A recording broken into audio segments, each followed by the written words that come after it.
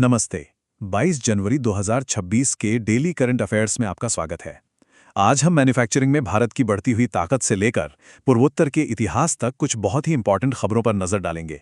तो चलिए शुरू करते हैं।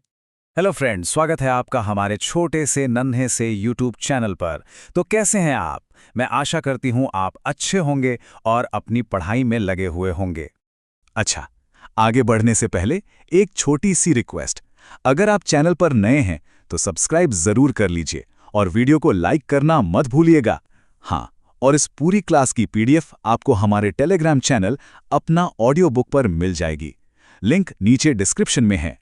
तो चलिए सीधे चलते हैं आज की सबसे बड़ी खबरों की तरफ। देखते हैं आज क्या क्या इंपॉर्टेंट हुआ है। ओके, तो पहली खबर है इकोनॉमी से जुड़ी हुई।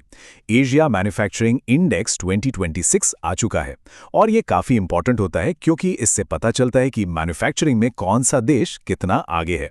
सवाल यह है कि इसमें भारत की रैंक क्या है? और जवाब है छठी, 6th रैंक। ये एक बहुत अच्छी खबर है क्योंकि ये दिखाता है कि मेक इन इंडिया जैसे प्रोग्राम्स के बाद भारत अब एशिया में एक बड़ा मैन्युफैक्चरिंग हब बनने की राह पर है। ग्लोबल सप्लाई चेन में हमारा रोल और भी मजबूत हो रहा है।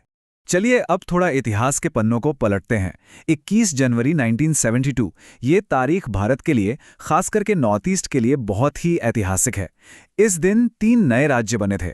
क्या आपको पता है वो कौन से थे? जी हाँ, ये थे त्रिपुरा, मणिपुर और मेघालय। इस एक कदम ने न सिर्फ इस एरिया का भौगोलिक नक्शा बदला बल्कि वहां के लोगों की सांस्कृतिक और राजनीतिक पहचान को भी एक नई दिशा दी। नॉर्थ ईस्ट की तस्वीर इस दिन से हमेशा के लिए बदल गई। अब बात करते हैं सुरक्षा की। अभ्यास दोस्ती। देखिए, ये सिर्फ एक मिलिट्री एक्सरसाइज नहीं है, ये भारत, श्रीलंका और मालदीव्स के बीच एक मजबूत साझेदारी का सिंबल है। क्यों? क्योंकि हिंद महासागर में समुद्री डकैती और आतंकवाद जैसे खतरे बढ़ रहे हैं और इस साल का ये 17वां एडिशन इसी सहयोग को और गहरा करने के लिए था। चलिए अब लिटरेचर की दुनिया में चलते हैं। एक किताब अभी हाल ही में चर्चा में है जिसका नाम है पालानिवेलु गुड्स। ये एक ऑटोबायोग्राफी है, यानी आत्मकथा। ये मशहूर सर्जन डॉक्टर सी पालानिवेलु की कहानी है जो उनके जीवन के अनुभवों और मेडिकल फील्ड में उनके योगदान के बारे में बताती है। मौसम से जुड़ी एक बड़ी खबर आ रही है। इस साल का पहला ट्रॉपिकल साइक्लोन, जिसका नाम नोक्टेन रखा गया है, वो वेस्टर्न पैसिफिक ओशन में बन चुका है। इस तरह की घटनाएं हमें बदलते क्लाइमेट पैटर्न्स को समझने में मदद करती हैं। चलिए अब फटाफट कुछ और जरूरी खबरों पर एक नजर डाल लेते हैं। स्पोर्ट्स से साइना नेहवाल को पद्म भूषण कब मिला था? साल 2016 में। रेलवे से देश की पहली वंदे भारत स्लीपर ट्रेन ये गुवाहाटी हावड़ा रूट पर चलेगी। तमिलनाडु में सेम्मोजी इलाकिया विरुद्ध की प्राइज मनी अब 5 लाख रुपए हो गई है। 19 जनवरी को एनडीआरएफ का स्थापना दिवस मनाया गया। और हाँ, कुंभलगढ़ वाइल्ड लाइफ सेंचुरी कहाँ है? राजस्थान में। ओके, तो ये थी आज की ताज़ा खबरें। अब आगे बढ़ने से पहले जरूरी है कि हम कल जो पढ़ा था उसे एक बार जल्दी से रिवाइज कर लें। तैयार है? चलिए शुरू करते हैं। तो कल हमने बात की थी रिस्पॉन्सिबल नेशंस इंडेक्स 2026 की। याद है इसमें भारत की रैंक क्या थी? बिल्कुल सही, 16th रैंक।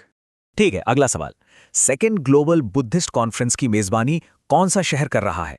करेक्ट जवाब है न्यू दिल्ली। और अब बाकी के पॉइंट्स पर एक क्विक नजर।